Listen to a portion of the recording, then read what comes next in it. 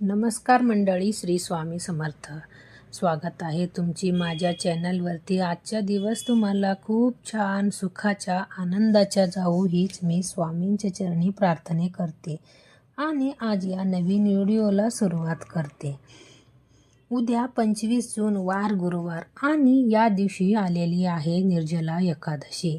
प्रत्येक महिन्यात 2 एकादशी येतात आणि प्रत्येक एकादशीचं महत्त्व हे सुद्धा वेगवेगळे असतात. वर्षभरातली तील सर्व एकादशी या भगवान विष्णूला समर्पित आहे. एकादशीचा उपवास केल्याने भगवान विष्णूंच्या कृपा कायम राहतं.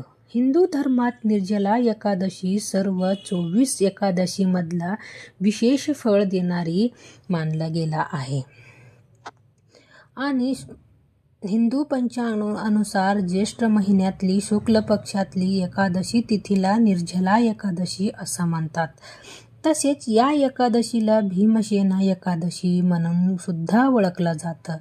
अनेक जणांना प्रत्येक महिन्यात येणारे एकादशी व्रत करायला जमत नाही, पण एकादशीचे व्रत न करणारे लोक सुद्धा निर्जला एकादशी व्रत आवर्जून करतात.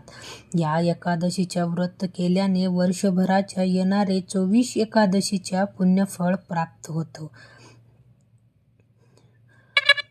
होतो आणि जर एकादशी करण्यात एखादा व्यक्तींचा उपवास सुटला आहे तर या व्यक्तीच्या फळ निर्जला एकादशीचा उपवास केला तर त्याच्या वर्षभराच्या सर्व एकादशीचा फळ मिळतं. पण निर्जला एकादशीचा उपवास सर्वात कठीण असतं. जे ब्रह्म मुहूर्तापासून ते उपवास 24 तास पाणी सुद्धा पिला जात नाही. भगवान विष्णूंच्या सेवा पूजा अर्चा केला जातं. निर्जला एकादशी भगवान विष्णूंच्या पूजा केल्याने सर्व राशीच्या लोकांना विशेष लाभ मिळत असतं.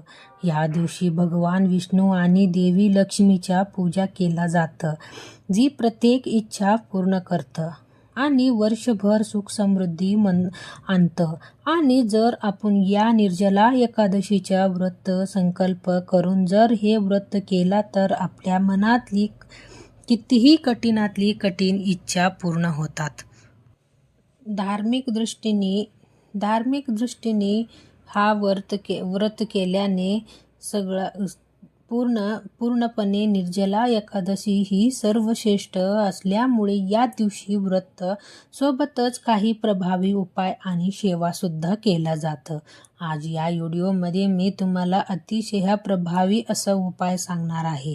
उद्या गुरुवारी निर्जला एकादशी तुम्ही उपवास नाही केला तरी चालेल, पण सकाळीच इथे लावा असा एक दिवा. शत्रू तुमच्या समोर लोटांगणा घालेल. 7 जन्माच्या दारिद्र्य नष्ट होऊन घराच्या, मुलाच्या, पतीची अगदी भरभरून प्रगती होईल. तुमच्या मनातली प्रत्येक इच्छा ही पूर्ण होईल. तर हा दिवा कुठे लावायचा आहे, कसे लावायचे आहे याबद्दल संपूर्ण माहिती या व्हिडिओमध्ये मी तुमच्यासोबत शेअर करणार आहे. यामुळे तुम्ही हा व्हिडिओ स्किप न करता शेवटपर्यंत नक्की पहा. चॅनलवर नवीन असेल तर सबस्क्राईब करा आणि असेच माहितीपूर्वक नवनवीन व्हिडिओ पाहण्यासाठी बेल आयकॉनलाही सुद्धा प्रेस करा. म्हणजे जेव्हा कधी सर्वात अगोदर तुम्हाला माझ्या नोटिफिकेशन भेटेल आणि तुम्ही एक पण व्हिडिओ मिस करणार नाही. तसेच कमेंट बॉक्समध्ये ओम नमो भगवते वासुदेवाय हा मंत्र नक्की लिहा, जेणेकरून भगवान विष्णू आणि माता लक्ष्मी यांची कृपा आशीर्वाद हा तुमच्यावर आणि तुमच्या कुटुंबावर सौंदर्य राहील. तसेच व्हिडिओला एक लाईक बटन देखील दाबा. या व्हिडिओमध्ये मी तुम्हाला जे उपाय सांगणार आहे हा उपाय तुम्ही आपल्याला उद्या गुरुवारी निर्जला एकादशीला करायचे आहे. सकाळी 6 वाजल्यापासून ते दुपारी 12 वाजेपर्यंत हा उपाय तुम्ही कधीही करू शकता. पण जर तुम्हाला शक्य झालं नाही तर हा उपाय संजेच्या वेळेमध्ये करायचा जास्तीत जास्त प्रयत्न करा. याप्रमाणे आपल्या सकाळी तुळशीला जल अर्पण करतं, देवपूजा करतो, अगदी त्याच्या वेळामध्ये आपण हा उपाय केला तर हे खूप जास्ती प्रभावी ठरतं. जे उपाय मी तुमच्यासोबत शेअर करणार आहे हा आपल्या ज्योतिषशास्त्रामध्ये सांगितलेली आहे आणि तेच उपाय योग पद्धतीने मी तुमच्यासोबत शेअर करणार आहे. यामुळे प्रत्येकाच्या उद्या निर्जला एकादशी ह्या एक उपाय जे आहे तर ते करायची आहे. एकादशी व्रत हे सर्वश्रेष्ठ मानलं जातं. या दिवशी जर आपण व्रत नाही केलं, उपवास नाही केला, पण काही उपाय सेवा आपल्या घरात केल्याने कुठेतरी आपल्याला हे व्रताच्या शुभ फळ जे आहे तर ते मिळतं असतं. कारण काही दिवसांच्या महत्त्व हे खूप जास्ती असतं आणि यासारखे महत्त्वाच्या गोष्टी आपल्या जीवनावर खूप जास्ती परिणाम करत असतात. आणि म्हणूनच एकादशीला आपण जे काही उपाय करतो तर ते सुद्धा होतात. त्या उपायाच्या आपल्याला शीघ्र फळ प्राप्त होतं. आपल्या हिंदू धर्मात आणि ज्योतिषशास्त्रात दिव्याला ज्ञानाच्या, प्रखाराच्या आणि सकारात्मक ऊर्जेच्या प्रतीक मानलं जातं. जेव्हा आपण एकादशीला हा दिवा आपल्या घरात लावतो तेव्हा घरातली नकारात्मकता, ऊर्जा, वास्तुदोष हा नष्ट होतो. यासोबतच देवी लक्ष्मीचा वास आपल्या घरामध्ये राहतं आणि आपल्या घरातली गरिबी, दारिद्र्य हा सुद्धा दूर होतं. तसेच हा दिवा लावल्याने आपल्या दारात, आपल्या जीवनात सुख, शांती आणि समृद्धी येतं. एवढंच नाही तर या दिव्याच्या साक्षात भगवान श्रीहरी, विष्णू आणि माता लक्ष्मी यांचा आशीर्वाद राहतो आणि आपल्या जीवनातले अंधार हा दूर होतो. जर आपल्या आयुष्यात काही अंधार असेल, म्हणजेच आपल्या आयुष्यामध्ये काही अडचणी सुरू असतील, काही दुःख संकट असेल, तर यातून बाहेर पाहण्याचा कुठेतरी मार्ग हा आपल्याला सापडत नसेल तर उद्या निर्जला एकादशीला हा उपाय नक्की करा.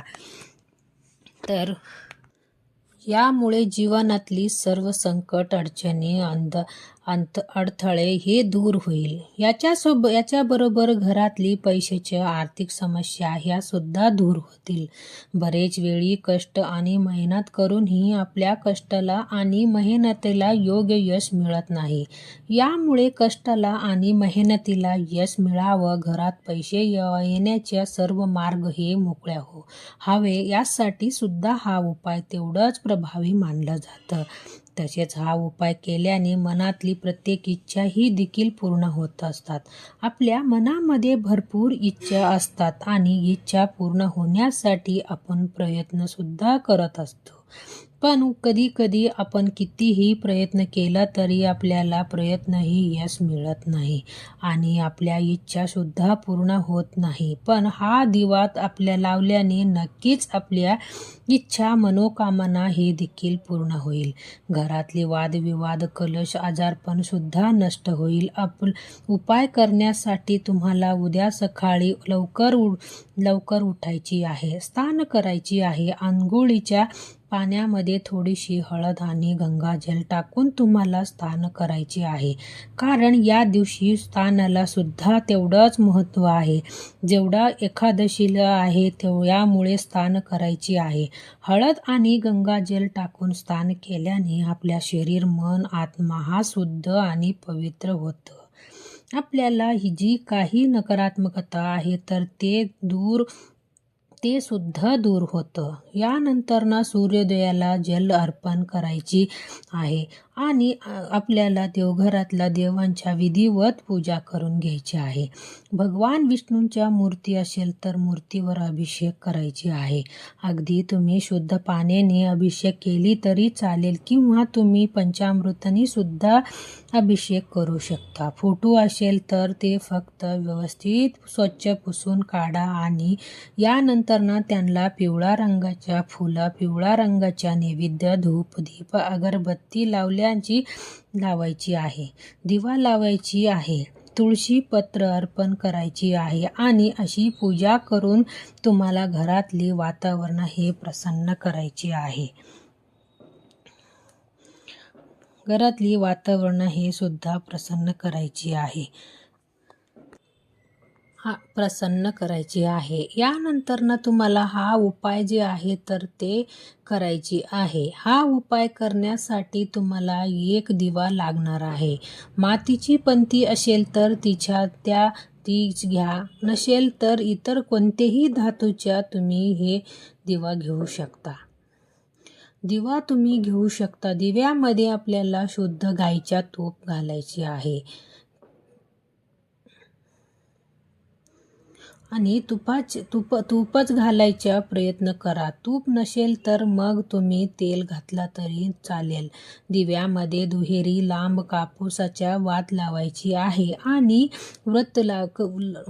वात लावायची. तिला थोडीशी हळदी कुंकू लावून ती लाल पिवळा करून अशी तुम्हाला वात लावायची आहे. आणि जर तुमच्याकडे रक्षसूत्राचा धागा असेल लाल पिवळा रंगाचा तर त्याची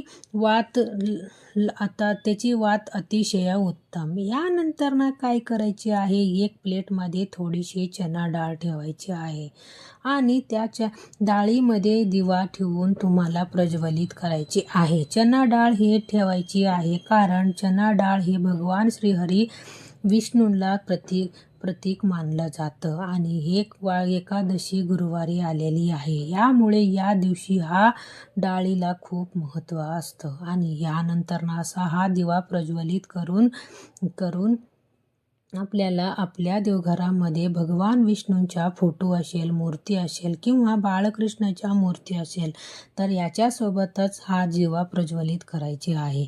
दिवा प्रज्वलित केली की त्या दिव्यामध्ये आपल्याला 1 रुपयाची 1 नाणं आणि 2 लवंग टाका.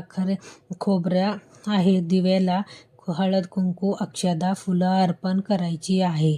धूप दीप अगरबत्ती वाळून घ्यायची आहे आणि तिथेच बसून एक वेळी विष्णू सहस्त्रनामाचं पठण करायची आहे.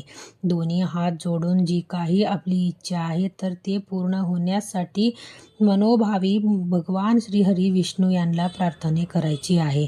संध्याकाळी पुन्हा त्या दिव्यामध्ये थोडासा तूप किंवा तेल घालून तेच दिवा आपल्याला देवघरामध्ये प्रज्वलित करायची आहे आणि शक्य असेल तर संपूर्ण दिवसभर तुम्ही अखंड हा दिवा लावू शकता. दुसऱ्या दिवशी जी डाळ आहे तर ती तुम्हाला पक्ष्यांना किंवा गाईला खाऊ घालायची आहे आणि जे नाण्य असणार आहे ते स्वच्छ धुवून काढायची आणि तुमच्या पर्समध्ये ठेवायची आहे आणि ज्या 2 लवंग असणार आहे त्या लवंग तुम्हाला तुळशीच्या मातीमध्ये दाबून घालायची आहे. आणि अशा पद्धतीने हा छोटासा उपाय आपल्याला उद्या निर्जला एकादशीला करायची आहे. शक्य असेल तर सकाळीच हा उपाय करायची जास्तीत जास्त प्रयत्न करा.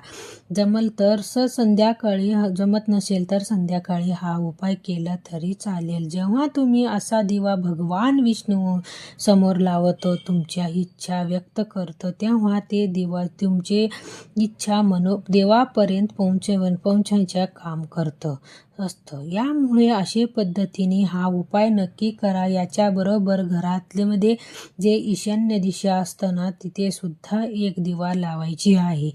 एक दिवा हा मातीची किंवा कोणत्याही धातूच्या दिवा तुम्ही घेऊ शकता.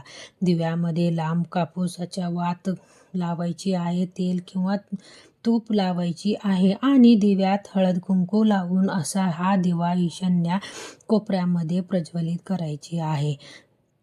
दिव्याची वात ही ईशान्य दिशेलाच यायला अशी पद्धतीने हा दिवा आपल्या घरात लावायची आहे. हा दिवा आपल्या घरात या दिवशी लावल्याने घरातील ग्रहदोष, वास्तुदोष, आजारपणे, दारिद्र्य, कलश हे दूर होतात आणि घरात सुख, शांती, समृद्धी नांदू लागतं. म्हणूनच तुमच्या घरामध्ये वादविवाद, कलश होत असेल तर हा उपाय तुम्ही आवर्जून उद्या निर्जला एकादशीला करायचे आहे. याच्याबरोबर तुमच्या घराजवळ पिंपळाचा वृक्ष असेल तर त्या पिंपळ वृक्षाखाली सुद्धा हा निर्जला एकादशीच्या संध्याकाळी तुपाचा दिवा आणि तिथेच बसून पुरुषसूक्त म्हणायची आहे, श्रीसूक्त म्हणायची आहे आणि लक्ष्मी गायत्री मंत्र म्हणायची आहे. वृक्षाखाली वृक्षाखाली लावून ही सेवा करतं तेव्हा साक्षात माता लक्ष्मी प्रसन्न होती आणि घरातली आर्थिक समस्या या दूर होतात. म्हणूनच हा एक उपाय सुद्धा तुम्ही करू शकता. तसेच तुळशीपाशी सुद्धा तुम्हाला एक दिवा नक्की लावायची आहे. छान असा तुपाचा दिवा तुम्हाला तुळशीपाशी लावायची आहे. सकाळी आणि संध्याकाळी ह्या दोन्ही वेळी तुम्ही तुळशीपाशी दिवा नक्की प्रज्वलित करा. तर हा अत्यंत महत्त्वाचा माहिती मला तुमच्यापर्यंत शेअर करायची होता. व्हिडिओ तुम्हाला आवडला असला तर लाईक करा, चॅनलवरती नवीन असेल तर सबस्क्राईब करा आणि हा व्हिडिओ आपल्या मित्रपरिवारासोबत जास्तीत जास्त शेअर करा. चला तर मग भेटूया अशाच एक नेक्स्ट व्हिडिओमध्ये. तोपर्यंत सर्वांना श्री स्वामी समर्थ.